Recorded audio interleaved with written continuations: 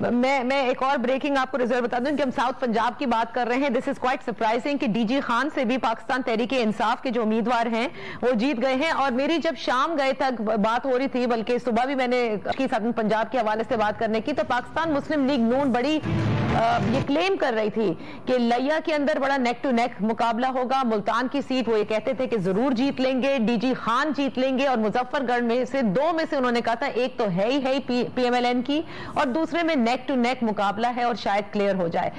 मैं एक और ब्रेकिंग आपको रिजल्ट बता दूं कि हम साउथ पंजाब की बात कर रहे हैं। दिस इज क्वाइट सरप्राइजिंग कि डीजी खान से भी पाकिस्तान तहरीके इंसाफ के जो उम्मीदवार हैं वो जीत गए हैं। और मेरी जब शाम गए तक बात हो रही थी, बल्कि सुबह भी मैंने साउथ पंजाब के हवाले से बात करने की, तो पाकिस्तान मुस्लिम लीग नून बड़ी ये क्लेम कर रही थी कि लिया के अंदर बड़ा नेक टू नेक मुकाबला होगा। मुल्तान की सीट वो ये कहते थे कि जरूर जीत लेंगे, डीजी खान जीत लेंगे, और मुजफ्फरगढ़ में से दो में से उन्होंने कहा था एक तो है ही पीएमएलएन की, और दूसरे में नेक टू नेक मुकाबला है और शायद क्लियर हो जाए।